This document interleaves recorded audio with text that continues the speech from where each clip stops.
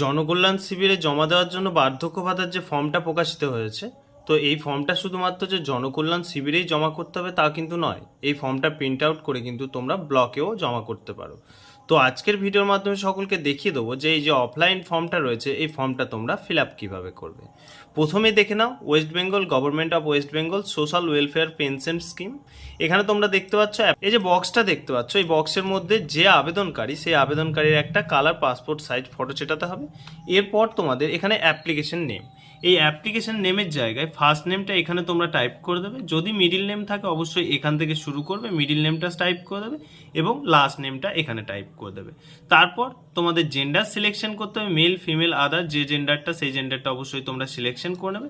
তারপর তোমরা date of বার্থটা এখানে তোমরা ডেট উল্লেখ করবে, এখানে তোমরা মান্থ উল্লেখ করবে এবং এখানে তোমরা ইয়ার উল্লেখ করবে এবং বয়সটা ক্যালকুলেশন করে তোমাদের 1 জানুয়ারি কারেন্ট ইয়ার অর্থাৎ 2026-এর 1 জানুয়ারি অনুযায়ী তোমাদের কত বয়স হচ্ছে সেটা তোমরা এখানে লিখে দেবে।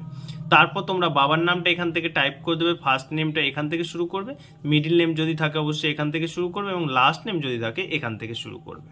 ঠিক সেরকম প্রসেসে মায়ের নামটা এখান থেকে শুরু করবে, এখানে মিডিল নেম থাকলে এখান থেকে শুরু করবে এবং লাস্ট নেম থাকলে এখান থেকে শুরু করবে। এরপর তোমরা তোমাদের কাস্ট সিলেকশন করে দেবে, জেনারেল হলে এখানে টিক মার্ক দেবে, এসসি হলে এখানে এবং এসটি হলে এখানে টিক মার্ক দেবে অথবা হলে এখানে টিক মার্ক দেবে। তারপর তোমরা তোমাদের ম্যারিটাল স্ট্যাটাস আপলোড করে দেবে।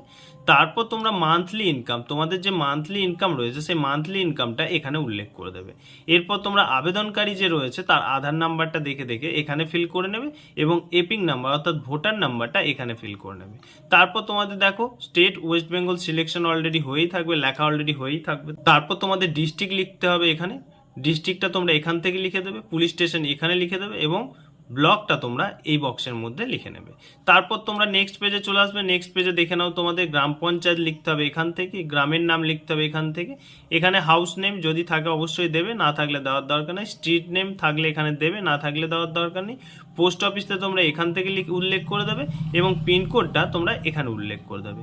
এরপর তোমাদের বলা হয়েছে ওয়েস্ট বেঙ্গলের মধ্যে তোমরা কত বছর বসবাস করছো অবশ্যই এখানে উল্লেখ করে দেবে। তারপর তোমরা মোবাইল নাম্বারটা এখানে উল্লেখ করে দেবে, যদি মেল আইডি থাকে তোমরা এখানে তোমাদের মেল আইডিটাও উল্লেখ করে দিতে পারবো। এরপর তোমরা দেখে নাও ব্যাংকের অ্যাকাউন্ট ডিটেলস। প্রথমেই তোমাদের ব্যাংকের নামটা এখান থেকে উল্লেখ করে দিতে হবে, ব্রাঞ্চের নামটা তোমাদের নেক্সট স্টেপে উল্লেখ করতে হবে, ব্যাংকের অ্যাকাউন্ট নাম্বারটা অবশ্যই দেখে দেখে ঠিকঠাকভাবে ফিল আপ করার চেষ্টা করবে এবং আইএফএসসি কোডটা তোমরা এখানে উল্লেখ করে দেবে। এবার দেখে নাও এই ফর্মটার সাথে তোমাদের কি কি ডকুমেন্টস ইনক্লুড করতে হচ্ছে। এখানে তোমাদের বলা হয়েছে first copy passport size colour photograph, একটা পাসপোর্ট সাইজ ফটোগ্রাফ যেটা তোমাদেরকে ফর্মের মধ্যেই চেটাতে হবে, next copy of Aadhaar card, next Aadhaar কার্ডের জেরক্স কপি, তারপরে তোমাদের ভোটার কার্ড